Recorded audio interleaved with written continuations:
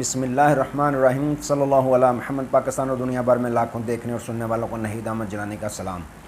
ناظرین، آپ کو جلانی جی یوٹیوب چینل اور فیس بک پیج پر خوش آمدید۔ امید کرتا ہوں آپ جہاں کہیں بھی ہوں گے اپنے اہل خانہ سمیت باخیریت ہوں گے، خوش بھی ہوں گے اور محفوظ بھی۔ ناظرین کرام، اپنی گفتگو کا آغاز کرنے سے پہلے تمام خواتین و حضرات سے یہ گزارش ہے جو ہمارے چینل پہ بھی نئے ہیں وہ جلانی جی چینل سبسکرائب فرما لیں تاکہ روزانہ آپ تک ہماری نئی ویڈیوز آسانی کے ساتھ پہنچ سکیں۔ بلا تاخیر اپنی گفتگو کا آغاز کرتا ہوں۔ عوام نے عمران خان کی ہتھ کڑیوں کو چوم لیا۔ محمد بن سلیمان نے شٹ اپ کال دی۔ ارشد شریف کے گھر والوں کے ساتھ بہت بڑا ظلم۔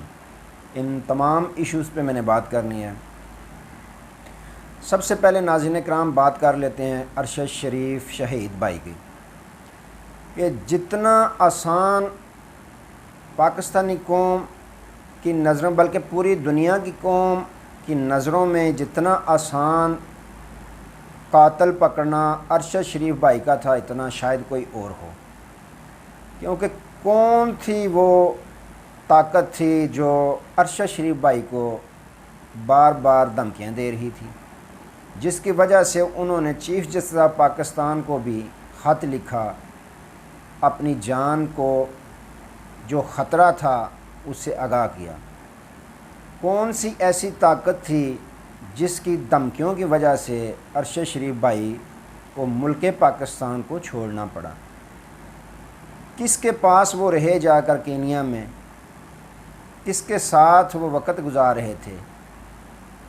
ان کو فون پہ کس کس نمبر سے دھمکیاں مل رہی تھیں؟ بہت آسان تھا ان کے قاتلوں تک ہاتھ ڈالنا۔ ناظرین اکرام، ایک طرف ہماری ٹیکنالوجی اتنی ایکٹیو ہے، اتنی ہائی لیول کی ہے کہ اگر دشمن کا جہاز ہماری حدود میں داخل ہو جائے تو دوسرے منٹ میں ہم اس کو گرا دیتے ہیں۔ تو ایک طرف ہم ارشد شریف شہید بھائی کے قاتل کو کیوں نہیں پکڑ سکے؟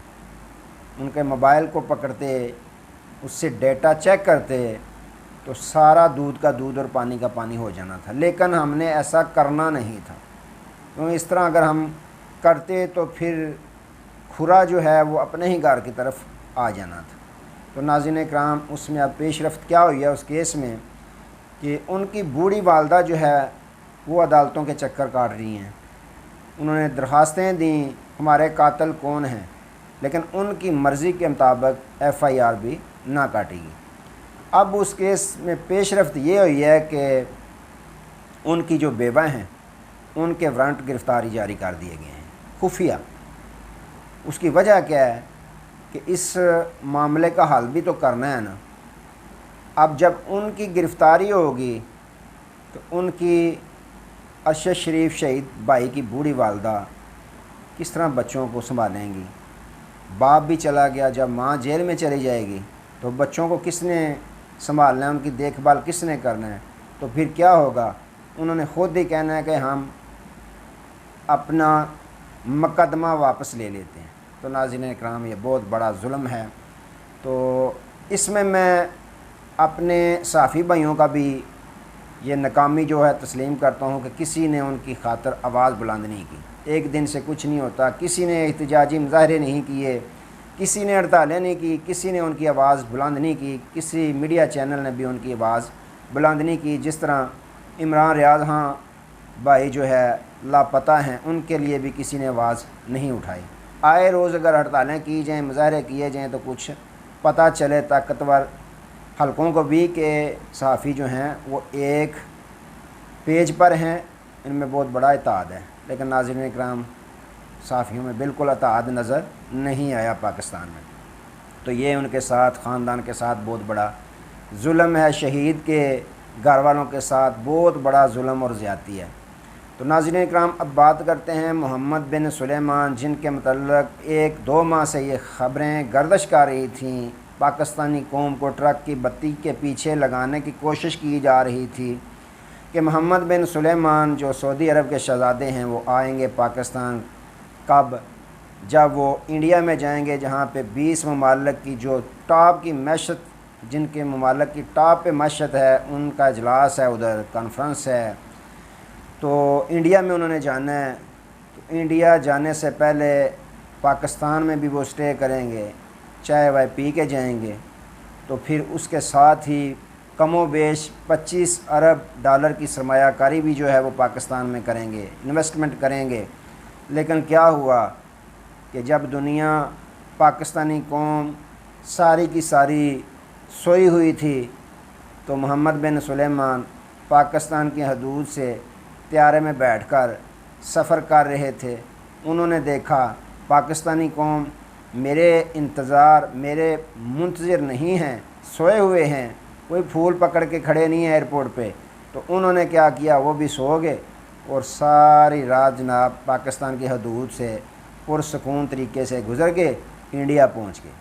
انڈیا میں وہ بلین ڈالرز کی سرمایہ کرنے کے ارادے سے گئے ہیں، وہاں انہوں نے سرمایہ کاری کرنی ہے جس طرح اسے قبل کر رہے ہیں۔ تو پاکستان کو انہوں نے بائے بائے کہا، پاکستان کی حدود سے گزر گئے۔ جب انہوں نے دیکھا پاکستانی قوم سوئی ہوئی ہے، وہ بھی آرام سے سو گئے اور پاکستانی حدود سے باہر نکل کر انڈیا پہنچ گئے۔ وہاں وہ بہت بلین کے حساب سے اب انویسٹمنٹ کریں گے، سرمایہ کاری کریں گے۔ تو ایک خوف تو ان کو یہ بھی ہوگا ناظرین اکرام کہ پاکستان میں جائیں گے، سرمایہ کاری تو بعد کا مسئلہ، ہم کریں گے نہیں کریں گے، لیکن کشکول ان کا ہمارے ٹیبل پہ پڑا ہوگا، بھائی پہلے تو ہمیں مداد دو، اگلی بات بعد میں کریں۔ ہمارے حالات بہت خراب ہیں، ملک کے معاملات بہت خراب ہیں، معیشت تباہ ہو گئی ہے، غربت چھائی ہوئی ہے، مہنگائی ہے، بے روزگاری ہے، تو آپ ہماری مداد کریں۔ اس خوف سے بھی وہ نہیں آئے کہ پہلے تو انہوں نے مداد مانگنی ہے، سرمایہ کاری تو بعد میں کہ ہمیں کچھ بچے گا نہیں بچے گا، کریں گے نہیں کریں گے، انہوں نے پہلے ہی امداد مانگنی ہے۔ تو ناظرین اکرام انہوں نے بائے بائے کہا پاکستان کو اور چلے گئے انڈیا میں انویسٹمنٹ کریں گے۔ یہاں پہلے بھی وہ آلریڈی انویسٹمنٹ کر رہے ہیں، سرمایہ کاری کر رہے ہیں۔ تو یہ ناظرین اکرام یہ ہماری بہت بڑی ناکامی ہے کہ کوئی ملک پاکستان میں آ کر سرمایہ کاری کرنے کے لیے تیار ہی نہیں۔ جیسے حالات بنا دیے گئے ہیں ویسے حالات میں کوئی بھی ملک یہاں اپنے جو ملک کے تاجر ہیں ناظرین اکرام وہ باہر بھاگ رہے ہیں، بیرون ملک بھاگ رہے ہیں۔ تو ہمارے نگران وزیر اعظم صاحب کہتے ہیں کہ کوئی جاتا ہے تو جائے، کوئی فرق نہیں پڑتا۔ تو یہ تو حالات ہیں پاکستان کے۔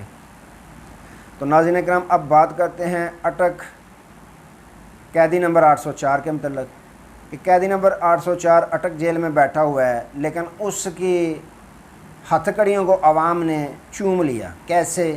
گلگت کستور میں الیکشن ہوا، خورشید انور صاحب جو سابق وزیر اعلیٰ تھے گلگت کے، تو ان کو نائل کر دیا گیا تھا۔ نائلی کی وجہ کیا تھی؟ خان صاحب کے ساتھ وفاداری، خان صاحب کے ساتھ بے پناہ محبت، اس کے بدلے میں اس کی قیمت ان کو چکانا پڑی، ان کی نائلی ہوگی۔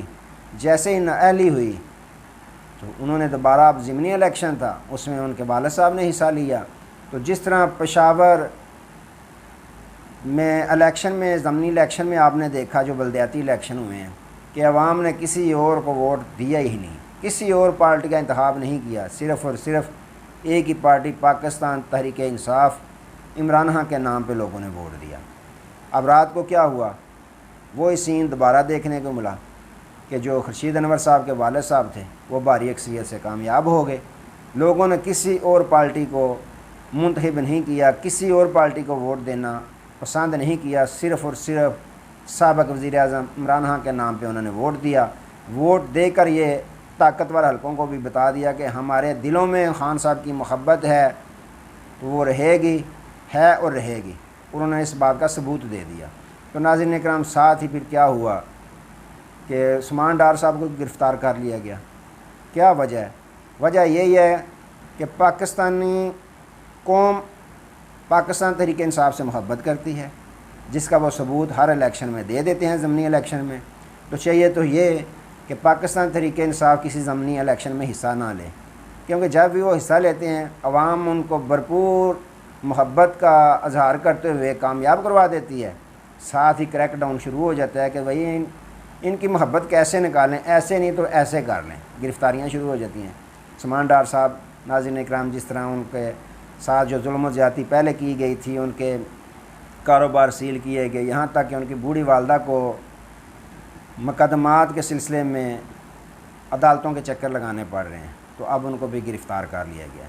تو یہ حالات چل رہے ہیں ناظرین اکرام ملک پاکستان میں۔ ایک طرف تو ارشد شریف شہید بھائی کے قاتل گرفتار نہیں کر سکے، دوسری جانب جو پاکستان تحریک انصاف کے رہنماؤں کو گرفتاریاں منٹوں میں ہو جاتی ہیں۔ ناظرین اکرام یہ کیسے حالات چل رہے ہیں؟ اس طرح ملک پاکستان کس طرح آگے جائے گا؟ اس میں تمام سیاسی رہنماؤں کو، سیاسی جماعتوں کو، تمام اداروں کو مل بیٹھ کر سوچنا چاہیے کہ اگر ایسا ہی رہا تو پاکستان میں کس نے آنا ہے سرمایہ کاری کرنے کے لیے؟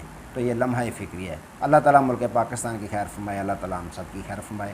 دوبارہ نئے موضوع کے ساتھ آپ کی خدمت میں حاضر ہوں گے، تب تک کے لیے اجازت دیجیے۔ اپنا بہت سارا خیال رکھیے اور اپنے اس چینل کا اللہ حافظ۔